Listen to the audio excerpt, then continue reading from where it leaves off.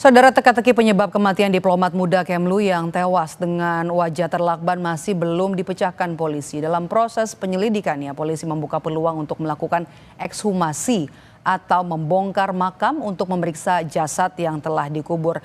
Di satu sisi, latar Arya Daru Pangayunan yang pernah menangani kasus tindak pidana perdagangan orang atau TPPO juga kini mulai dihubungkan dengan kasus kematiannya meski Kemlu sudah menepis hal itu. Apa saja kejanggalan dari tewasnya Arya Daru Pangayunan ini? Kita ulas bersama dengan mantan Dubes Republik Indonesia untuk Norwegia Todung Mulya Lubis, mantan Wakapolri Ugro Seno dan juga analis intelijen Wawan Purwanto. Selamat petang Bapak-bapak dengan Maidop di sini. Selamat petang.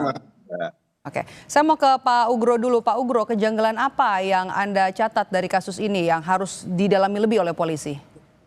Ya, kalau menurut saya kejanggalan ditemukan meninggal dunia seorang laki-laki dalam ruangan. Kemudian saya tidak tahu hasil pemeriksaan fisik luar apakah ditemukan luka-luka lebam atau luka-luka lainnya. Kemudian bagian kepala dilakban. Ini melihat kondisi seperti ini, ya saya sebagai mantan penyidik melihat bahwa kemungkinan ya seperti yang saya lakukan waktu saya dinas aktif bertugas di reserse ya, ini 50% adalah bunuh diri, 50% pembunuhan. Itu yang saya bisa katakan saat ini sementara. Oke, memang kalau misalnya dilihat dari luar jenazah ini tidak ada luka, kemudian juga polisi menyebut harus masih menunggu hasil otopsi, hasil lab forensik, bahkan kemungkinan juga nanti akan melakukan ekshumasi atau penggalian. Tapi pengalaman Anda sebagai polisi, kalau kita melihat lakban yang rapi pada jenazah, kemudian apa yang bisa digali polisi soal temuan ini? Ya, ini tergantung. Begini, kalau ditemukan mayat dalam kamar ya, kemudian dalam kondisi seperti yang dialami oleh Arya ini, almarhum ini, tidak perlu buru-buru dimakamkan. Ini kan sudah tubuh yang sudah meninggal dunia atau dalam bahasa Inggris dead body. Jadi ini harus benar-benar sempurna olah TKP di tempat di mana korban ditemukan. Jadi jangan sampai nanti ada otopsi ulang hanya karena kekurangan di sini. Makanya saya katakan pemeriksaan luar di luar tubuh korban di TKP itu harus benar tuntas, dan di sekeliling tempat korban ditemukan itu juga harus tuntas, pemeriksaan sidik jari dan sebagainya, atau ditemukan ada cairan-cairan di spray dan sebagainya di situ yang benar-benar membutuhkan ketelitian dan ekstra hati-hati dari para ahli-ahli forensik yang dari Polri yang bertugas saat itu di TKP.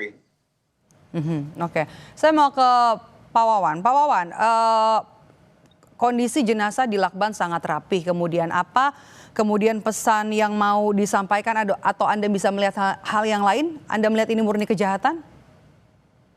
Ya, kalau di situasinya kan tidak ada yang rusak. Barang-barang juga tidak ada yang hilang. Kemudian tidak ada bekas penganiayaan. Tapi dia punya riwayat penyakit GERD dan kolesterol sehingga minum obat. Kemudian kalau melihat dari itu di sekitarnya kan memang ada obat. Lantas dengan di lakbannya ini yang masih menjadi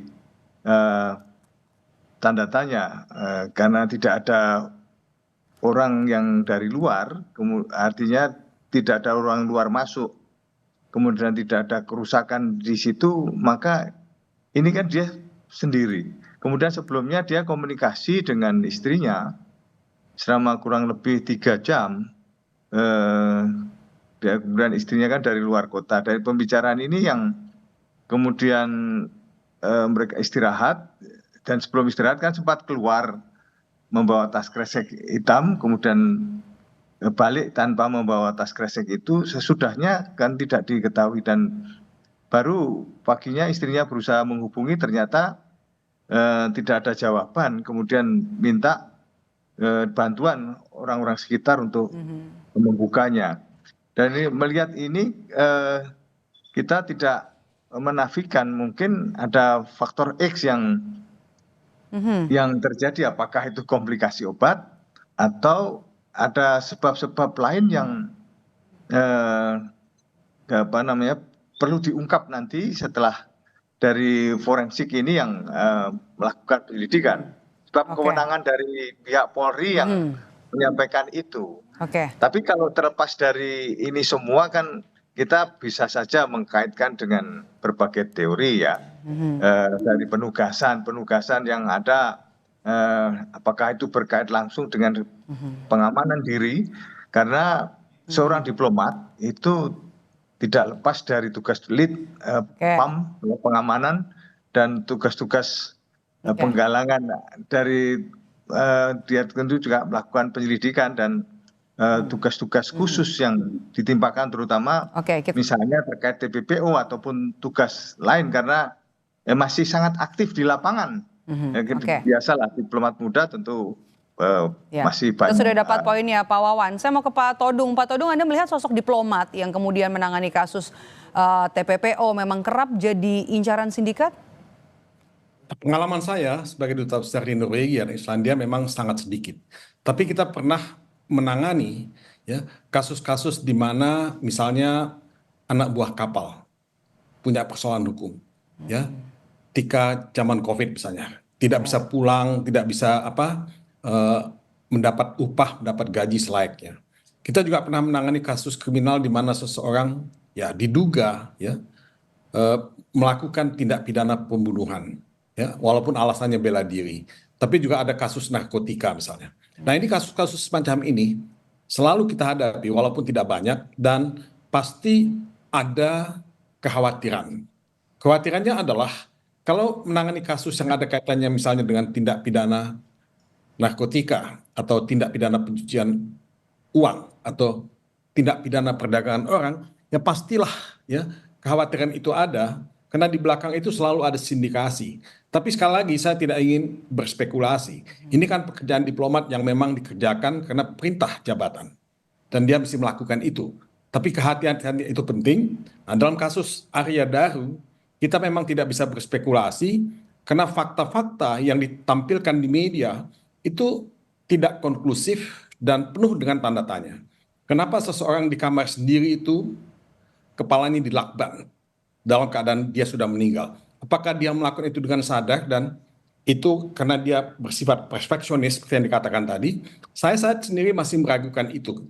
Ini kan dikatakan juga tidak ada tanda luka, ya, tidak ada yang hilang barang-barangnya. Tapi kan kejahatan itu bisa sangat canggih.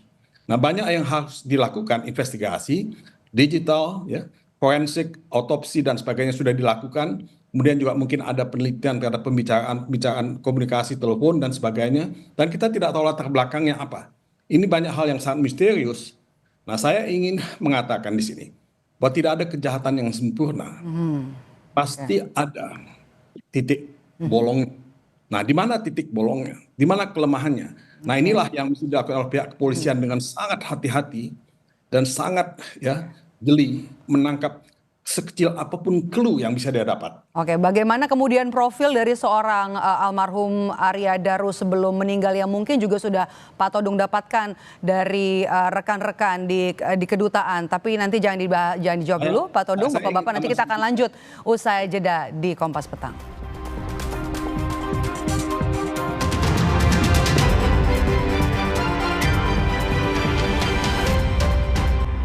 Masih bersama saya Maidop Elfrina di Kompas Petang. Saudara, saya masih bersama dengan 3 orang narasumber, yakni mantan Dubes Republik Indonesia untuk Norwegia Todung Mulya Lubis, mantan Wakapolri Ugro Seno, dan juga analis intelijen Wawan Putranto. Saya masih tadi terpotong.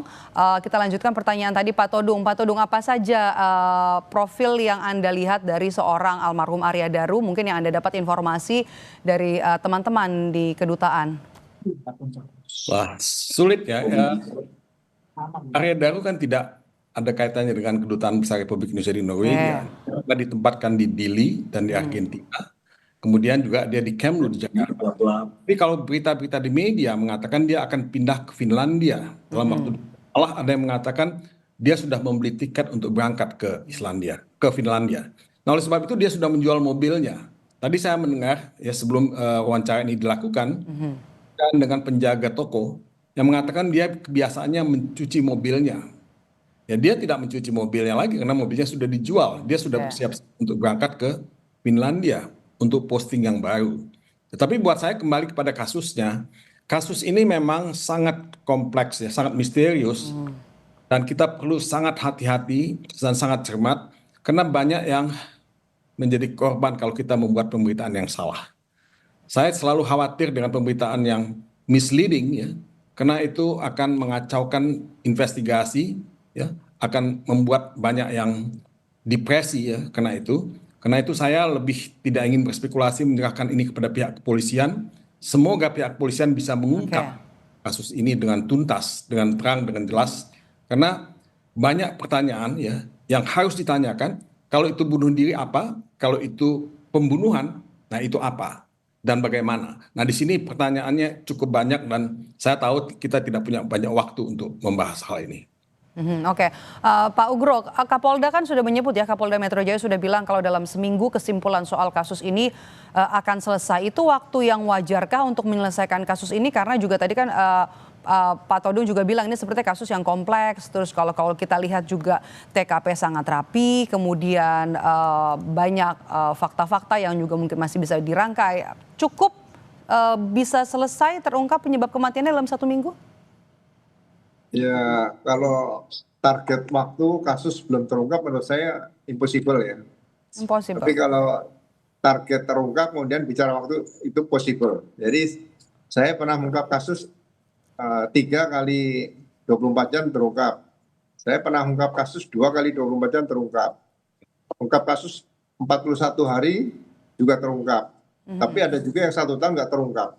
Jadi menurut saya ya itu semua waktu jangan ditentukan dulu karena pembuktian itu kan kembali ke pasal 184 KUHP. Di sini dengan ditemukannya seorang manusia yang meninggal dalam ruangan di Lakban, ya kan, keterangan saksi pasti susah didapat nih karena tidak ada yang melihat, mendengar, mengalami. Ya kan, yang kedua ahli sangat diperlukan di sini karena forensik itu diperlukan. Kemudian IT juga diperlukan. Yang ketiga surat, kemungkinan bisa ditemukan surat-surat selama ini ada nggak di kantornya yang bisa ditemukan berkaitan dengan kehidupan pribadi, kehidupan dinas yang bersangkutan. Nah, petunjuk di sini yang nomor 4 ini sangat diperlukan karena mungkin dari masyarakat bisa, dari lingkungan kerjanya bisa, dari keluarganya bisa, mungkin dari kawan-kawan yang dekat juga bisa. Sehingga ini membutuhkan tim yang lengkap walaupun yang kasusnya ini hanya ditemukan seorang manusia yang meninggal dalam ruangan dalam keadaan di Lakban. Tapi justru ini sangat rumit untuk mengumpulkan alat bukti tadi supaya benar-benar bisa dibuktikan, diungkapkan kira-kira motif apa yang terjadi dan modus operandinya seperti apa yang terjadi. Jadi tidak bisa, sekali lagi tidak bisa dikatakan 1 minggu terungkap. Butuh waktu yang cukup lama menurut saya. Oke.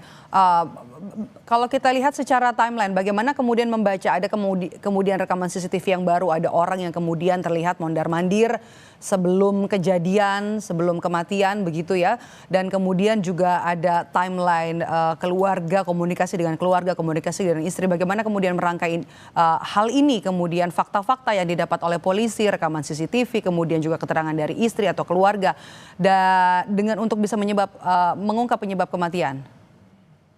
Ya, orang-orang tersebut yang masuk dalam rekaman CCTV saya rasa bagian untuk didengar keterangannya sebagai petunjuk nanti karena dia tidak melihat waktu korban melakban atau melakukan ditemukan kemudian meninggal, bukan ada di dalam di situ, sehingga bagi saya itu juga salah satu saksi atau orang yang perlu didengar keterangannya sebagai petunjuk untuk bisa mengungkap kasus ini. Jadi ya berterima kasih masih ada CCTV yang bisa merekam kegiatan tersebut ya.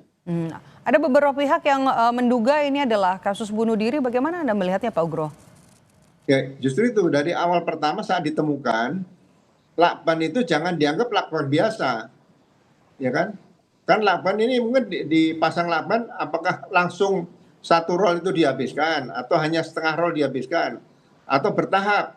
Matanya yang tidak dilakban duluan atau hidungnya tidak dilakban duluan atau mulutnya dan sebagainya. Makanya saya katakan pemeriksaan tubuh korban di TKP itu harus tuntas, membutuhkan waktu minimal lebih dari 2-3 jam di situ, sehingga dibutuhkan ekstra hati-hati para ahli-ahli forensik untuk memeriksa tubuh bagian luar korban ini. Oke, Pak Wawan, ini kalau tadi Pak Ugro bilang kan ini bukan lakban biasa, mana yang terlebih dahulu kemudian bagian tubuh yang dilakban ini sepertinya juga bukan kasus kematian biasa, belum ada tanda-tanda atau juga titik terang penyebab kematian, kemudian lokasi atau TKP juga yang rapi. Apa yang kemudian harus analisis intelijen seperti apa yang harus dilihat dalam kasus ini? Ya, ini tidak lepas dari sidik jari kan di situ. Lakban ini selama ini kan yang tampak memang sidik jari yang bersangkutan sendiri, sehingga kemungkinan dari luar itu masih belum ditemukan apakah ada pihak ketiga. Cuman kan memang untuk masuk ke ruangan situ sulit karena memang dengan kunci tertentu yang hanya dia yang bisa. Nah, inilah yang tadi kalau Pak Ugro menyatakan apakah dimungkinkan ini bunuh diri, tapi kita nanti akan lihat lebih lanjut. Kemudian juga ada beberapa pihak yang menyatakan ada fantasi-fantasi tertentu dengan lakban itu. Nah, ini yang perlu juga pembuktian. Kita ingin buka juga laptopnya, komunikasi terakhir dengan sejumlah pihak. Kemudian apa isi yang selama ini dikomunikasikan, kemudian apa yang dibuka di media-media sosial ataupun apakah ini terkait dengan penugasan dan sebagainya, kita akan masih terus mendalami. Oleh karenanya nantinya akan kita juga merangkai sebab bagaimanapun juga pengamanan di dalam penugasan itu tidak hanya pengamanan tugas tapi pengamanan person. Jadi pengamanan personel termasuk juga soal pengamanan ya setelah kembali ke Indonesia setelah tugas, bagaimana Pak Todung? Anda melihat sosok diplomat yang kemudian menangani kasus TPPO, kasus-kasus sensitif, memang kemudian jadi incaran sindikatkah, dan bagaimana juga pengawasan diplomat-diplomat yang sudah menyelesaikan tugas ketika kembali ke Indonesia, pengawasannya seperti apa? Saya kira di Kemlu sendiri ada SOP mengenai hal ini. Dan itu saya kasih mereka yang kembali dengan dari tempat-tempat yang rawan seperti itu pasti ada pengamanan yang walaupun ya kita tidak bisa mengasumsikan ya pengamanan itu semuanya efektif, tapi saya yakin itu sudah ada SOP-nya di sana. Nah, saya hanya ingin menambahkan apa yang dikatakan Pak Ugro tadi sebetulnya. Karena ini kan pertanyaannya banyak. Kita mesti lihat jejak digitalnya dia, walaupun tidak mudah. Komunikasi dia dengan siapa saja, pembicaraan WhatsApp dia dengan siapa saja, kemudian pembicaraan telepon dia dengan siapa saja, dan lingkungan kerjanya dia. Nah, ini kan satu hal yang mungkin bisa memberikan clue apa sebetulnya di belakang semuanya ini. Apakah itu mengarahkan kesimpulan ya kita kepada bunuh diri, apakah itu ada sesuatu yang lain di luar itu. Nah, ini pertanyaan sangat menarik dan saya sendiri nggak bisa menjawab, dan saya tidak ingin berspekulasi karena saya ingin kasus ini dijadikan sebagai satu case study yang benar-benar bisa jadikan pelajaran buat semua. Karena buat diplomat yang akan bertugas di luar negeri, kasus ini menjadi rujukan. Jangan mereka tidak berani melakukan pekerjaan mereka. Jangan mereka takut melakukan pekerjaan mereka. Karena itu kan risiko buat pekerjaan. Tapi kan kalau misalnya mereka tidak mendapat gambaran yang jelas bagaimana kasus ini ditangani dan apa di belakang ini, nah ini juga akan menjadi satu presiden yang buruk buat mereka-mereka anak muda yang ingin bekerja di Kemlu nantinya. Nah, ini buat saya sangat penting. Baik, kita harus tunggu nanti penyelidikan terbaru dari polisi apakah kemudian bisa segera mengungkap apa penyebab kematian dari Arya Daru dalam kasus ini. Terima kasih sudah bergabung bersama kami Pak Todung, Pak Ugro, dan juga Pak Wawan. Sehat selalu Bapak-Bapak. Terima kasih. Terima kasih, selamat sore.